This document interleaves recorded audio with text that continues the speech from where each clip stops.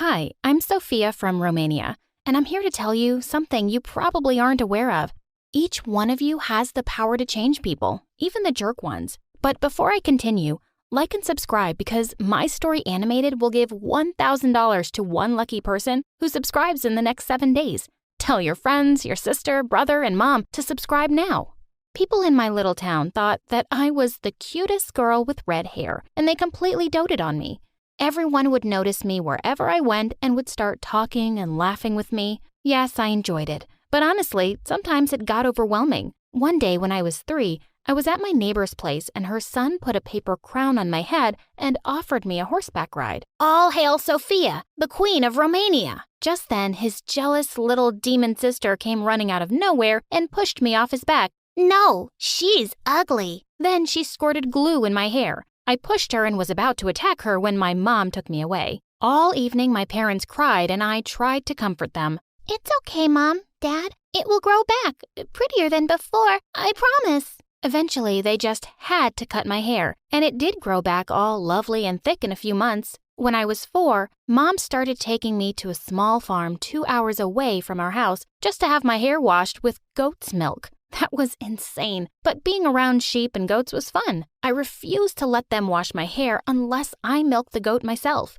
It took me 4 hours though, but I did what I enjoyed. Dad's favorite thing was to spend every evening brushing out my shiny curls as we sat around the fireplace, but I only agreed if he read me stories. One day, Dad sent my picture for a modeling job, and I got accepted. I told my parents that I was only 5 and I had a childhood I wanted to enjoy. They promised the job wouldn't affect anything, and it would make them proud and happy. So I agreed. And just like that, I started modeling for the following years. By the time I was in 9th grade, I was a pretty popular hair model for all sorts of shampoos and hair products. But I never enjoyed having makeup slapped on my face and posing in front of a camera. One day, I was determined to tell my parents that I was done. But then, Dad got off the phone with my agent, saying that there was an audition for the role of the Little Mermaid. Mom, Dad, I'm just done with all this. Please, just let me live the life I want, not the one you want. With that, I stormed off to my room. And no, I didn't go to that audition. Months later, Dad said I got an acting job offer in LA. I knew there was no use protesting, but I thought to myself that the States is the land of freedom, and the moment I would arrive there, I would be more free. And just like that, we'd flown across the world and settled in LA. It was really different from anything back home, but all I was thinking about was school. I wanted to do well so I could study law in college. As I walked down the hallway on my first day of school, suddenly someone came rushing straight at me on rollerblades. The only thing I could register was the most beautiful pair of blue eyes before we both rolled onto the floor. For a minute, we gazed into each other's eyes as my heart beat furiously. Someone slammed a locker door somewhere, and we both snapped into reality. He jumped to his feet, and I held out my hand. Oh, sorry, He smiled and took my hand to help me up. Yeah, I'm sorry too, for not pushing you harder, ketchup head. And with that, he let go, and I fell back on my butt. He just smirked and skated away. I stared at him in disbelief. What an A-class jerk! I really hoped I wouldn't have anything more to do with him. But to my horror, it turned out that he was in my class. I just knew he was going to make my life miserable. The teacher asked me to introduce myself, and I stepped in front of the class. Hello, everyone. My name is Sophia, and I'm from... Before I could even finish, the boy burst out laughing. What planet are you from? Do all the aliens there have hair like Elmo's fur? And does everyone talk like they're stupid? Brian, that's no way to talk to a girl. That's no way to talk to anyone. I've never met anyone as what you call it? Handsome, breathtaking, dreamy, as rude as you. And don't make fun of my accent. I'm proud of where I come from. Wow, now your face is as red as your hair. Do all ketchup heads get this angry? Only if they meet stupid people like you. Someone from the back called out. Geez, get a room, guys. What room? I'm new here. Can someone guide me? Oh yeah, I will. Everyone started laughing as he got up. I didn't really understand what was so funny, but the teacher was banging on the table to make everyone quiet. Brian, that's enough. You'll be staying back for detention today. Tell me something new. The teacher glared at him but decided to ignore him for the rest of the lesson. Later at lunch, I found out from all the girls that Brian was the bratty son of some rich businessman, and he was just always getting into trouble. But even the principal doesn't really say anything because his parents are big donors. I'd be a bit worried if I was you. You seem to be his next target.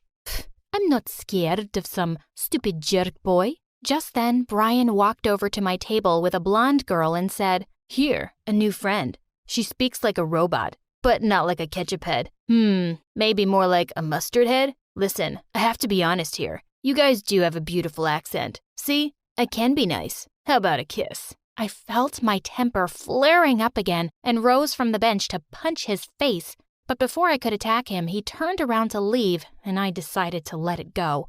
The next day, I walked into the classroom for the chemistry lesson to find no one was there. It turned out that it had been shifted to the lab, and I was 15 minutes late by the time I finally found it. "Ah, Sophia, you must be the new student. We're doing the experiment in pairs, and the only person left is Brian." Ugh, I couldn't believe I was stuck with him. Things were going smoothly enough for a while, and when Brian handed me a beaker, our fingers touched for a second, and I could swear I felt sparks. I sneaked a glance at him to see that he was also looking at me. "Is there something you want to say?" Suddenly he came a little closer, and my stomach did a few backflips. Was he going to kiss me?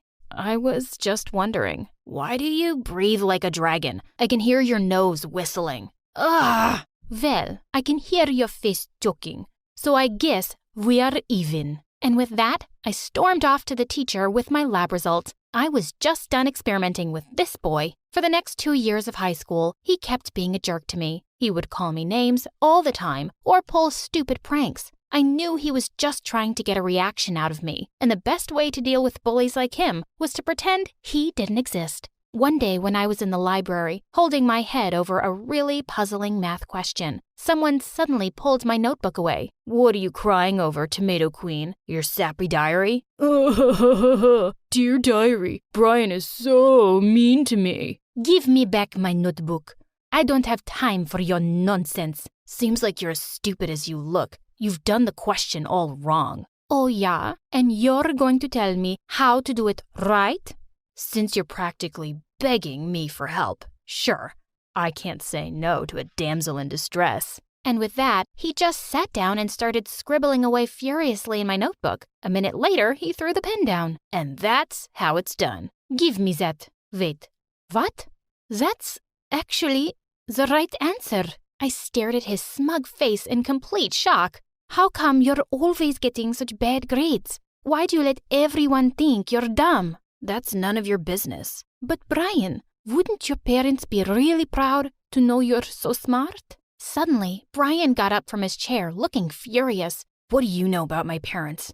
"Nothing. They wouldn't care if I was as smart as Einstein. They're too busy fighting with each other to have any time for me, so just stay out of it, and I don't think you know anything about me." And with that outburst, he stormed off. For the first time, I felt a bit sorry for him. A few days later, the teacher gave back the last math assignments of the term, and she slapped Brian's on his desk. "Brian, you're going to have to repeat the school year now. I want to give you one last chance. I'll give you another assignment, and if you do well, I'll give you a passing grade." Thanks, but no thanks. See you again next year." I tried to stop myself, but I just couldn't. "Brian, you know you can do it. I can help with it. But I don't think you even need any help. Miss, he's practically a genius. He really doesn't deserve to fail this grade." Everyone was staring at us now, and Brian looked livid. "No, I'm not. Who do you think you are, ketchup head, my guardian angel?" "I just don't want you to be left behind, dude." "Why do you care? I don't want a second chance. Stop acting like Mother Teresa." And with that, he stormed out of the room. What a stubborn idiot. When I went home that day, I had some shocking news waiting for me. Dad was really unwell and was given time off work. And to make matters worse, I found out that he'd gotten sick because our immigration status had been under threat for a few months and he'd been trying to deal with it. If we lost the case, we'd have to go back to Romania. I felt devastated. I skipped the next few days of school to help Mom take care of Dad. But when I finally returned, I was taking some stuff out of my locker when I heard Brian behind me. "Oh no, you're back?" My eyes were feeling so much better because they weren't hurting every day looking at your hair. I started walking away, but he kept following me. Come on, what's the big secret? Where were you? Growing tomatoes? Making ketchup? If you must know, Dad has been working too hard lately, and he fell sick, so I was taking care of him. Oh, I feel so sorry for your dad. Sorry that he has such a dumb, ugly daughter, and he brought her all the way from Romania and worked so hard just so she can have a good life. You made him sick, Ketchup Head. You make me sick too, actually. He'd really stepped on a nerve, and I snapped. I turned around and gave him a hard slap. You're just a spoiled, ungrateful brat who's been given everything in this world, and you just want to waste it and make others miserable. To think I ever felt sorry for you. I hate you. And don't worry, soon enough you won't ever see me again. I stormed off, and this time he didn't follow me. A few days later, we went to court to fight our immigration case. But to our dismay, the judge ruled against us. Just then, a well-dressed man came running into the courtroom. Your Honor, I'd like to submit an appeal in this family's case. They deserve to stay here. We just stared at the stranger, and he started firing some legal mumbo-jumbo and handed papers to the judge. And to our shock, the judge actually changed his decision, and we won the case. We didn't have to leave. As we hugged each other, we turned to the man and thanked him over and over again. But sir, if I may ask, who are you? I'm your friend Brian's private family lawyer. The boy has been after me non-stop for the past few days to look into your family's case. Oh my God, Brian? Did he really do that? I headed straight for school after that. I looked everywhere and finally found him sitting alone on the bleachers. He looked stunned to see me as I sat down beside him. Brian, why did you do that? I don't know. Maybe because you tried to help me, even though I've been nothing but a complete jerk to you. And maybe because I've had a crush on you from the start. My face broke into a huge grin. I always knew it. You like Ketchup Head. With that, I pulled him in for a long, steamy kiss. So I have been living in LA for a good long time. I've become a lawyer and mostly deal with people's immigration cases because I want to help others like me. Oh, and I'm married to Brian now. And we have a beautiful daughter, Leah. I'm teaching her both English and Romanian because learning different languages makes you smarter and changes the way you think. You know those stories about the sons and daughters of famous people? Well, that's not my story. I mean, I am the daughter of an Oscar-winning actress, yes, but my story is far crazier. My name is Layla, and I live in a huge mansion in Beverly Hills with my mother. It had always been just the two of us. I never knew my dad, and Mom never spoke of him. I didn't have siblings because Mom said pregnancy ruined her perfect body once, and there was no way on earth she would let that happen again. But Mom was delighted to have me. You see, I had my perks. I was a beautiful baby, so much that by the time I was 3, Mom had me cast hundreds of ads and made sure my face was everywhere. Magazines, TV commercials, formula, even diapers. But I didn't care much for it. On my 4th birthday, she woke me up saying we were late for a photo session. Mommy, I don't want any more photos. I want to watch Cinderella. It's my birthday. She rolled her eyes and tossed the CD aside. Cinderella is poor and filthy. You have nothing to learn from her. We did not watch Cinderella. But while Mom was super proud that I had started my career so early, I just thought feeling lucky was a pretty crummy feeling. I was always tired and so bored. We were always traveling, and Mom only paid attention to me to explain how important beauty creams and lotions were. Once, I asked her to read me a bedtime story, and she laughed and tossed the book aside and said, "Oh, sweetie, stories are for dumb, ugly kids. You need to know how much more important it is to start using this lotion early." I wasn't even 5 yet. Mom decided that I should be homeschooled since my schedule was tight and there was no room for school. But by the time I was just 6 years old, I started to try to learn about creams and beauty processes because when I didn't, Mom stopped talking to me and ignored me. The first time I tried a DIY face mask, my mother was thrilled. She picked me up and swirled me, saying, "I knew you weren't dumb." I was so happy with her attention that by 7, I was practically a professional. I knew everything there was to know about beauty, and trust me, I knew a lot. Day creams, night creams, shower creams, astringent lotions, and flowers. So many flowers. We lived in a pretty big house, and Mom and I had started cultivating all these flowers when I was 8. By the time I was 12, it was hard to distinguish which part was the greenhouse and which part was the rest of the house. We practically lived in a jungle. Mom loved flowers and was always talking about how pretty I would look because of them. "You'll look like a flower too." I was so curious that I tried to add some flowers to my plate, and to be honest, it didn't taste bad. But Mom wasn't the only one obsessed with beauty, and once she finally allowed me to go to school, I began to realize everyone was obsessed with beauty. Not only was I famous, but I was also a living encyclopedia of DIY beauty hacks, so obviously every girl wanted to be my friend. One day they all started to beg me to take them home. "We'd love to see where you live." I was thrilled. I'd never had any friends over. But as soon as we got home, they ran to Mom and said, "Oh, MG, we thought we'd never see you." One of them actually said, "Adopt me so I can be as pretty." My mother was delighted with my new friends. She turned to me and said, "At least you're smart enough to be friends with the right kind of girls." Then she spent hours talking about flowers and beauty. Pretty soon I realized that I didn't have any real friends. Everyone just liked me so they could be beautiful. I talked about flowers at home. I talked about flowers at school. I was beginning to lose my mind. Luckily, around that time, Mom took me to the Cannes Festival. That's when my entire life changed. We went to see an art exhibition of this famous artist and the paintings. That was a whole new world for me. And suddenly, I realized I wanted to do that. I wanted to paint flowers. I immediately signed up for art class at school. I became obsessed with it. A few years of practice, and I was getting really good at it. It was my hiding place because my friends just wanted to drag me to the mall all the time. "You're so lucky to have your mom. Mine doesn't understand anything about beauty or fashion. She lives in flip-flops." Oh gosh, don't even get me started on mine. She doesn't even know what a primer is. But now I started to care even less about fashion, and that translated to my clothing quite quickly. One day, we were walking through Rodeo Drive, and my mom looked uncomfortable. I was enjoying a greasy bagel. "Honey, people are staring at you." "So?" "You're not even wearing makeup." "So?" She stopped walking and looked at me desperately. "You look ugly." I realized we were in front of the beauty salon. I sighed and we got in. It was still nice to share a moment with my mom from time to time. This was the only place where she was really happy. "Layla, it's been so long since the last time you were here." The shop owner put on her glasses and scanned my face closely. "Oh, that porcelain skin, no makeup at all and still perfect. It reminds me of your mom's younger days." My mom looked at her annoyed and didn't smile again throughout the entire day. I got the impression that something changed inside her after that. She became more obsessed with creams and lotions and makeup and fashion, and the day I said, "I want to go to art school when I graduate," she snapped. "That beautiful body of yours is not going to last forever, you know. Do you know how lucky you are to have inherited my genes? All your friends would kill to be in your place." "Maybe I don't care about beauty or fashion. Maybe I don't care about your stupid creams. You seem to like my friends more than me, so why don't you throw me to the street and adopt them?" "Oh, honey, they are not even half as pretty as you are." I went to my art studio and continued to paint.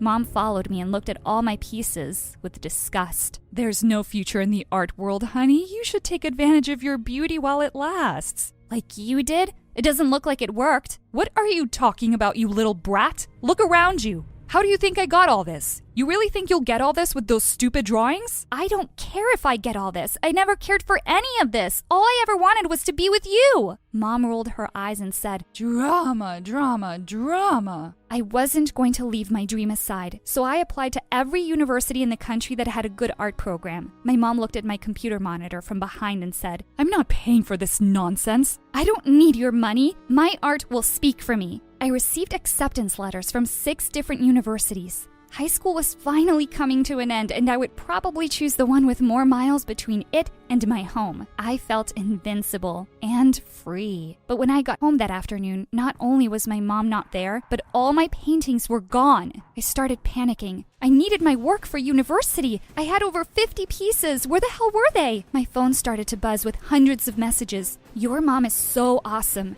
I didn't know your mom was such a gifted painter. Your mom rocks." And emoticons everywhere. Mom? A painter? I saw a picture of my mother with all my paintings, and behind her, the place, National Museum of the Fine Arts. I jumped into an Uber and rushed there. There were photographers everywhere. "There she is, it's her daughter," and blinded me with their flashes. I saw my mother waving at me and smiling. That witch! She came to me and said to the reporters, "My beautiful daughter, isn't she beautiful? She's always there for me. For you! You stole my art! She stole my art!" The flashes stopped for a moment and then my mother started laughing. Everyone laughed too and followed her back inside. "You will not get away with this!" But it was too late. I was alone. I went back home and directly to my now empty art studio. I got a message on my phone. It was a video of me shouting at reporters. It went viral in an instant. The very next day at school, everyone was looking at me like a freak. I heard their laughs and whispers. I went to the art room. It had been my refuge for years. Now I felt like an imposter. "What's wrong, honey?" I looked around and saw my art teacher. She must not have seen the video. Before I knew it,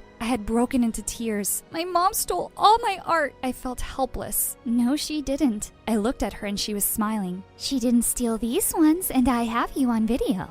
"What?" "I always film my students. It's for academic purposes." She handed me a tape with a smile. I looked at it for a moment. I was so angry I thought of taking it directly to the news. But then I thought of my mother. This would ruin her. "This is your art, your life. Don't let anyone take that away from you. Fight for it." And so I did. I went to the news and gave them the tape and explained everything. And that too went viral. And it did ruin my mother. I didn't want to see her again, but I had no choice. I went home and saw her sitting in the dark. But that woman wasn't my mother. The container was the same, but her spirit was gone. I felt awful. She looked at me and said, "You did the right thing." She had tears in her eyes. "Huh?" "I got scared." "What?" "You're leaving for college. You have your whole life ahead of you. I'm so proud of you, but I don't know how to live without you. I got scared." "Oh, Mom." I hugged her. "I'm not going anywhere. I already decided to go to USC. It's 10 minutes away." Okay, yes, that was a lie. The night after she stole my work, I wanted to go as far away from her as possible, but then I realized I don't need to leave her to paint. I can do that from anywhere. I was happy on my first day of college. USC was huge. Some people knew who my mother was, but nobody knew me, and that was okay. A few months later, I did my first art exhibition, and it was a huge success. I sold all my paintings and my mom was there for me. She stole a few flashes, but I was happy to know that now we could share time without any makeup or fashion involved.